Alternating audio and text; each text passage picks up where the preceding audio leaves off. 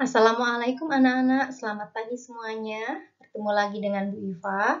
Kali ini kita akan mempelajari biologi bab pertama yaitu ruang lingkup biologi. Nah, sebelum saya jelaskan materi terkait ruang lingkup biologi, sebelumnya saya sampaikan biologi ini berasal dari dua kata yaitu bios dan logos. Bios itu artinya hidup, sedangkan logos itu artinya ilmu. Jadi biologi merupakan ilmu yang mempelajari tentang makhluk hidup. Apa saja yang akan kita pelajari kali ini? Nah, nanti kita akan mempelajari terkait tingkatan organisasi kehidupan, kemudian cabang ilmu biologi, permasalahan biologi, peranan biologi dalam kehidupan, serta beberapa profesi yang berkaitan dengan ilmu biologi. Nah, yang pertama kita kita akan pelajari tentang tingkatan organisasi kehidupan. Tingkatan organisasi kehidupan atau cakupan yang dibahas dalam biologi itu mencakup mulai dari tingkat yang paling sederhana ke tingkat yang paling kompleks. Itu dimulai dari molekul, sel, jaringan, organ, sistem organ, organisme, populasi, komunitas, ekosistem, bioma, dan yang terakhir adalah biosfer. Nah, kita akan mulai bahas satu persatu. Mungkin kalian ingat materi mungkin pernah kalian dapatkan saat kalian masih duduk di bangku SMP. Apa itu sel? Sel itu adalah unit terkecil makhluk hidup atau unit fungsional makhluk hidup atau unit terkecil dari suatu makhluk hidup. Kemudian kumpulan beberapa sel yang sama ini nanti akan membentuk suatu jaringan. Nah, kumpulan beberapa jaringan itu akan membentuk suatu organ.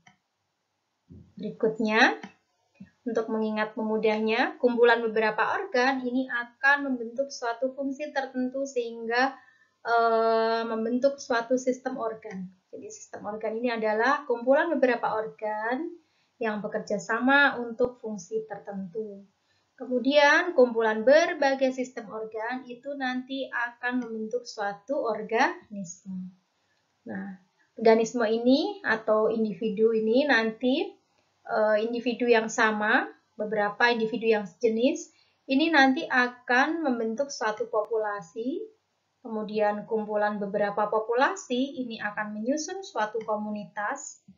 Kemudian beberapa komunitas akan menyusun suatu ekosistem, di mana di dalam ekosistem itu nanti akan terjadi interaksi antara makhluk hidup atau komponen biotik dan makhluk tak hidup atau komponen abiotik. Nah, kemudian berikutnya ada bioma. Bioma di sini merupakan ekosistem terestrial atau ekosistem darat.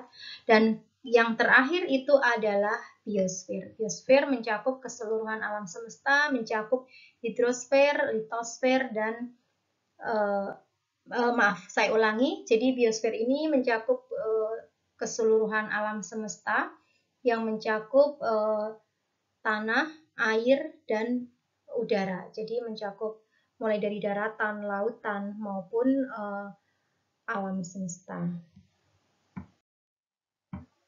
Nah, untuk lebih mudah mempelajarinya, silahkan lihat gambar berikut. Jadi ini ada sel, kumpulan beberapa molekul membentuk sel, kemudian beberapa sel yang sama ini nanti akan menyusun suatu jaringan, kemudian beberapa jaringan akan menyusun satu organ. Beberapa organ nanti akan menyusun sistem organ, di mana di sini diberikan contoh adalah sistem pencernaan, di mana ini adalah lambung, kemudian lambung bersama dengan mulut, kerongkongan, usus halus, usus besar nanti akan membentuk suatu sistem organ. Nah, kumpulan beberapa sistem organ itu nanti akan membentuk organisme atau individu. Nah, seperti apa contohnya? Mungkin kumpulan beberapa sistem pencernaan, sistem pernapasan, sistem gerak, sistem reproduksi, sistem imunitas tubuh, sistem peredaran darah, dan sebagainya. Semua sistem organ tubuh ini nanti akan bekerja sama menyusun suatu organisme. untuk membentuk suatu fungsi melakukan kerja dalam tubuh. Kemudian berikutnya adalah organisme atau individu. Nanti ini akan membentuk suatu populasi. Kumpulan beberapa individu yang sejenis ini nanti akan menyusun suatu populasi. Kemudian kumpulan beberapa populasi itu nanti akan menyusun komunitas. Di sini bisa kalian lihat contohnya ada beberapa populasi makhluk hidup yang berbeda. Ini nanti menyusun satu komunitas. Kumpulan beberapa komunitas ini nanti akan menyusun ekosistem, di mana di dalam ekosistem ini nanti selain ada interaksi antara makhluk hidup, juga terjadi interaksi antara makhluk hidup dengan lingkungannya, antara makhluk hidup dengan komponen abiotik atau komponen tak hidup. Contohnya misalnya interaksi antara sinar matahari dan air dengan tumbuhan dan sebagainya. Kemudian bioma. Ini adalah ekosistem terestrial yang dipengaruhi oleh iklim di daerah tersebut. Biasanya bioma ini dibedakan jenisnya berdasarkan vegetasi dominan yang dimiliki oleh bioma tersebut. Contohnya bioma ini ada contohnya bioma tundra, bioma taiga, bioma gurun pasir, kemudian ada bioma hutan hujan tropis dan sebagainya. Kemudian berikutnya itu adalah biosfer, di mana biosfer ini mencakup keseluruhan yang ada di alam ini. Kemudian juga terjadi interaksi antara seluruh makhluk hidup di dalamnya dengan baik dengan komponen atmosfer, litosfer maupun hidrosfer yang ada di bumi. Berikutnya adalah cabang ilmu biologi, karena ilmu biologi ini cakupannya sangat luas, mulai dari tingkat molekul sampai tingkat biosfer. Oleh karena itu, ada cabang-cabang ilmu biologi agar mempelajarinya lebih spesifik. Jadi, di sini saya sampaikan beberapa contoh cabang ilmu biologi. Berdasarkan objek kajiannya, ini adalah beberapa contoh cabang ilmu biologi berdasarkan objek yang dikajinya. Contohnya ada botani. Ini objek kajiannya adalah tumbuhan, zoologi hewan, mikrobiologi mikroorganisme, entomologi ini serangga, ornitologi objek kajiannya burung, mikologi ini tentang jamur, virologi objek kajiannya virus, kemudian bakteriologi ini objek kajiannya adalah bakteri. Kemudian cabang ilmu biologi berikutnya ini berdasarkan tema permasalahan yang dibahas. Contohnya ada morfologi. Ini mempelajari tentang bentuk dan struktur makhluk hidup. Kemudian fisiologi mempelajari tentang fungsi alat-alat tubuh makhluk hidup. Kemudian genetika mempelajari tentang gen, yaitu pewarisan sifat antara individu dengan generasi berikutnya. Kemudian ekologi mempelajari hubungan timbal balik makhluk hidup dengan lingkungannya. Taksonomi ini membahas tentang pengelompokan makhluk hidup, kemudian evolusi ini membahas asal-usul kehidupan, serta berbagai perubahan yang terjadi dalam kurun waktu yang lama yang ada di bumi ini. Kemudian paleontologi nanti membahas tentang fosil, anatomi ini nanti membahas tentang struktur bagian tubuh makhluk hidup. Nah, cabang biologi berikutnya adalah ini berdasarkan tingkatan organisasi kehidupan. Ada biologi molekuler, nanti kemudian ada sitologi, ini membahas tentang sel, histologi membahas jaringan, organologi membahas organ, dan ada juga nanti ekologi. Ekologi tadi sudah dijelaskan, berarti dia membahas tentang ekosistem. Nah, materi berikutnya adalah berbagai permasalahan pada berbagai tingkatan organisasi kehidupan ini. Nah, ini nanti saya jelaskan beberapa permasalahannya. Semoga dengan berbagai contoh permasalahan ini, nantinya kalian bisa menentukan bagaimana cara penyelesaiannya. Nah, di sini adalah contoh permasalahan biologi pada tingkat molekul. Ini adalah contohnya adalah kelainan pembentukan molekul hemoglobin sehingga menyebabkan anemia bulan sabit atau sickle cell anemia. Kemudian contoh permasalahan pada tingkat sel itu adalah contohnya terjadinya lisis sel darah merah saat terjadi infeksi virus. Kemudian contoh permasalahan pada tingkat jaringan, contohnya adalah penyakit osteoporosis yang menyebabkan tulang menjadi rapuh. Kemudian permasalahan pada tingkat organ, ini contohnya adalah kelainan mata, misalnya rabun senja, rabun jauh, rabun dekat, dan sebagainya. Kemudian permasalahan pada sistem organ, ini contohnya adalah gangguan pada sistem pernapasan akibat virus corona. Jadi sistem organ ini gangguannya pada sistem pernapasan. Perhatikan baik-baik contoh yang terkait dengan beberapa virus COVID berikut ini ya. Jadi ini kalau pada sistem pernapasan, sistem organ, ini contohnya adalah gangguan sistem pernapasannya. Nah, berikutnya adalah contoh permasalahan pada tingkat individu. Contohnya, seseorang atau individu yang menderita penyakit COVID-19 itu akan mengalami berbagai gangguan tubuh. Tentunya dengan seseorang menderita COVID, dia akan mengalami permasalahan untuk dirinya, mulai mungkin dari stres, mungkin merasakan badan tidak nyaman, makan tidak enak, tidak bisa bertemu dengan orang-orang, dan sebagainya. Kemudian contoh pada tingkat populasi itu adalah contohnya itu penyebaran virus COVID dari satu orang ke orang lain. Contohnya mungkin penyebaran virus COVID di satu instansi tertentu atau di satu perkantoran tertentu ya. Jadi ini pada tingkat populasi. Kemudian ini untuk tingkat komunitas saya berikan contoh yang lain. Contohnya adalah permasalahannya itu adalah adanya penangkapan burung liar oleh seseorang atau oleh manusia yang menyebabkan gangguan terhadap kelestarian makhluk hidup tersebut. Kemudian menyebabkan terganggunya rantai makanan pada komunitas tersebut. Kemudian contoh pada tingkat ekosistem itu adalah penggundulan hutan untuk perkebunan kelapa sawit sehingga dapat mengancam satwa liar yang ada di dalam hutan tersebut. Kemudian pada tingkat biosfer ini adalah contohnya adalah menipisnya lapisan ozon sehingga akan menjadi gangguan tersendiri bagi kehidupan makhluk di bumi.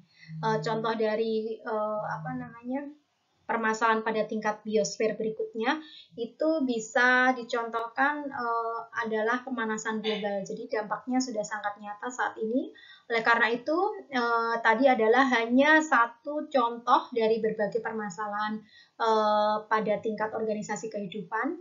Jadi diharapkan dengan mengetahui berbagai permasalahan ini dan mempelajari berbagai ilmu biologi, diharapkan kalian nantinya dapat mengatasi berbagai permasalahan yang terjadi.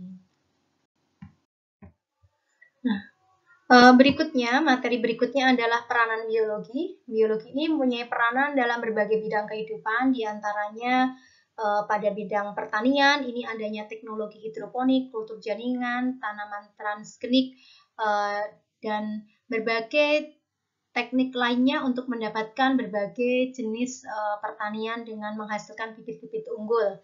Kemudian bidang peternakan, ini ada cloning hewan, inseminasi buatan, adanya ayam petelur tanpa dibuai pejantan, dan sebagainya. Kemudian pada bidang pengelolaan lingkungan hidup bisa bermanfaat untuk pengolahan limbah menggunakan mikroorganisme.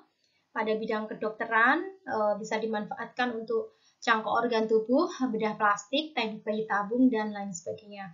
Kemudian pada bidang teknologi pangan, ini ada pembuatan keju, pembuatan nata de coco. Maaf, ini nata de coco ya, ini salah ketik. Nata de coco, kemudian pembuatan mentega, kecap, tempe, dan lain sebagainya.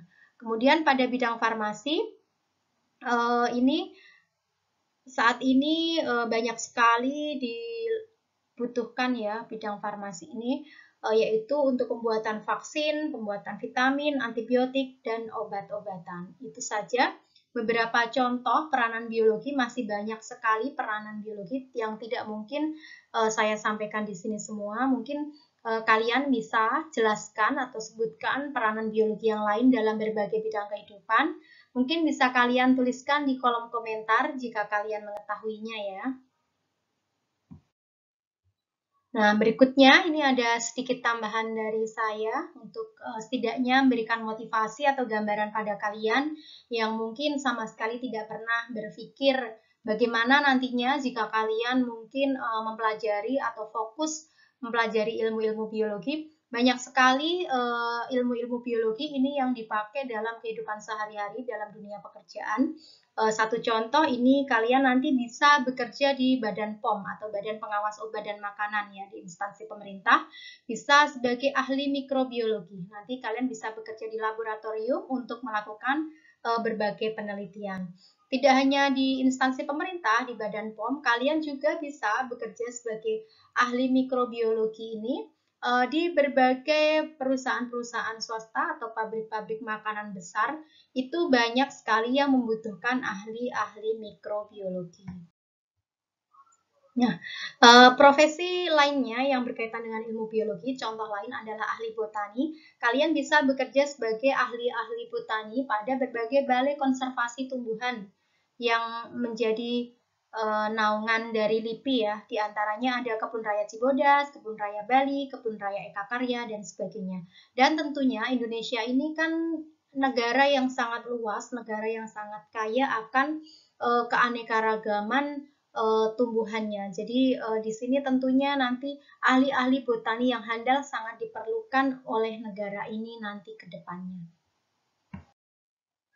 Contoh profesi lain yang berkaitan dengan ilmu biologi itu adalah ahli oceanologi atau oceanografi. Jadi yang pelajari terkait berbagai hal terkait kelautan.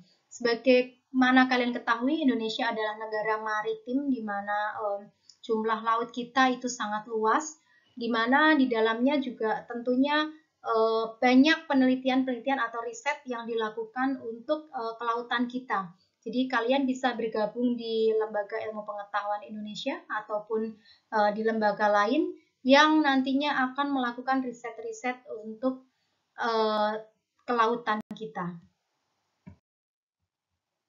Nah, contoh profesi berikutnya itu adalah kalian bisa menjadi pengusaha anggrek. Ini bisa kalian lakukan secara mandiri. Jika kalian tidak ingin menjadi seorang yang terikat, kalian bisa menjadi seorang pengusaha, di mana kalian bisa memanfaatkan ilmu biologi seperti kultur jaringan untuk membudidayakan anggrek dalam jumlah banyak, dalam waktu yang cepat, dan dihasilkan bunga-bunga yang berkualitas baik.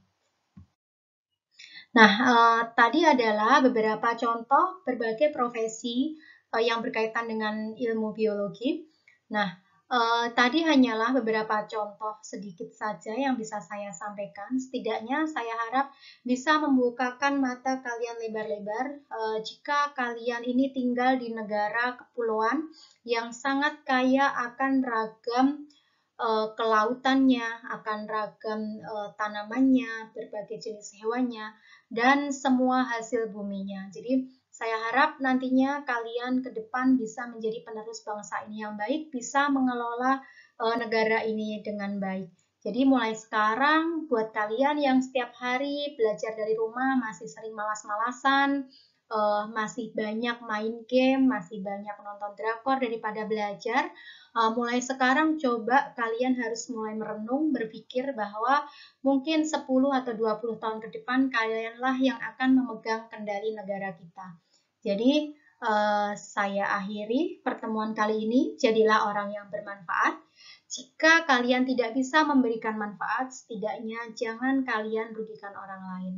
Kemudian tetap semangat belajar dari rumah, tetap terapkan protokol kesehatan dengan baik di rumah agar pandemi segera berlalu dan kegiatan tatap muka bisa berjalan dengan baik. Apapun profesi nantinya yang akan kalian jalankan, itu jalani dengan sungguh-sungguh. Apapun peran kalian dalam hidup, lakukan dengan sungguh-sungguh. Jika saat ini kalian berperan sebagai pelajar, maka belajarlah dengan sungguh-sungguh agar di kemudian hari kalian tidak menyesal jika kalian pernah melewati masa-masa yang mungkin tidak memberikan manfaat. Demikian saja yang dapat Iva sampaikan. Terima kasih, semoga ilmunya bermanfaat. Wassalamualaikum warahmatullahi wabarakatuh.